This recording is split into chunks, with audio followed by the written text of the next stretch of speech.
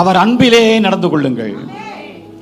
கண்ணு ஒவ்வொருத்தராக கலங்கணும், பரிதாபப்பட்டு பேசணும், கையை ஒருத்தங்க மேல வச்சாலே ஆறுதல் உண்டாகணும், திரும்பி பார்த்தாலே இவங்க மனசு ஈர்க்கப்படணும். அந்த பரிசுத்த பார்வை, அந்த பரிசுத்த அன்பு, தேவ அன்பினால நிறைந்த ஒரு பார்வை இந்த சபைக்குள்ளே காணப்படாதா? இயேசுவை போல நம்ம மாற மாட்டோமா? இயேசுவை போல மாறுவதற்காகத்தானே கர்த்தர் நம்மை அழைத்திருக்கிறார். அவர் முன்மாதிரி வைத்து போயிருக்கிறார். கர்த்தருடைய பிள்ளைகளே, இன்னைக்கு ஒரு திருந்திரணும், இன்னைக்கு நீங்க மாறிடணும். ஒருபோதும் உங்களுடைய நேரம், காலம், பணம் பிறருக்கு செலவு பண்ணப்படலாமை ஒழிய இன்னொரு இடத்திலிருந்து ஏதோ ஒன்றை எதிர்பார்த்து பழகவே கூடாது. நீதிமொழிகள் 18:24 வாசித்தோம். சிநேகிதர் உள்ளவன் சிநேகம் பாராட்ட வேண்டும். சிநேகிதர் என்று சொல்றோம், ஆனா சிநேகம் பாராட்டுறதில்ல.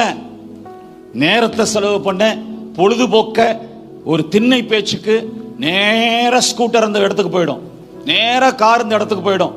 என்னன்னா வீட்டுல புடுங்கள், அங்க தாங்க முடியல, வீட்டுக்கு பணி செய்ய முடியல, வீட்டுக்கு கடமையை செய்ய முடியல, சும்மா போய் எங்கேயாவது உக்காந்துக்கிட்டு எதைய பற்றியாவது பேசிட்டு ராத்திரி எல்லாம் பேசிட்டு இருந்துட்டு கலைச்சு போனோன்னு வீட்டுக்கு வந்து தூங்குறது உலகத்தாருடைய திண்ணை பேச்சு, கிழவி பேச்சு. சீர்கேடான கிழவி பேச்சுக்கு விலகி இரு என்று பவுல் சொல்லுகிறார் தீமோத்தேயுவுக்கு. ஆகையினாலே அதுவல்லங்க கிறிஸ்துவின் சிநேகம். கிறிஸ்து சகோதரர்களை முடிவு பரியந்தம், அபிஷேகம் பண்ணப்பட்டவர்களை, தேவ பிள்ளைகளை, அழைக்கப்பட்டவர்களை, தெரிந்து கொள்ளப்பட்டவர்களை, தன்னால புது சிருஷ்டி ஆக்கப்பட்டவர்களை நேசித்துக் கொண்டே, அன்பு செலுத்திக் கொண்டே இருந்தார். அந்த அன்பிலே ஒரு துளி கூட அவர் மாறல. கர்த்தருக்கு ஸ்தோத்திரம்.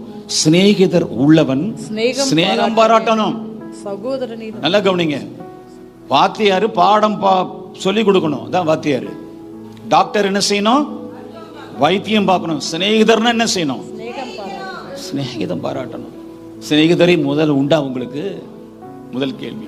அப்படி இருந்தால் சிநேகிதர் இடத்துல போய் உங்கள் சிநேகத்தை வளர்க்கணும், அவங்களுக்கு ஆறுதலா இருக்கணும். இது தெய்வீக சிநேகிதம். Only spiritual talk. கர்த்தரை பற்றி மாத்திரம் பேச்சு, வேதத்தை பற்றி மாத்திரம் பேச்சு, சேர்ந்து ஜெபித்தல், சேர்ந்து கர்த்தருடைய காரியங்களை பகிர்ந்து கொள்ளுதல். அந்த சிநேகிதம் அங்க போய் சேர்றது வரணும் இருக்கும். ஹல்லேலூயா. வேற எதற்காக உன் சிநேகிதம் இருக்குமானால் அது நிச்சயமா உன்னை வழக்குக்கும் பிரச்சனைக்கும் கொண்டு வரும். கர்த்தருக்கு ஸ்தோத்திரம்.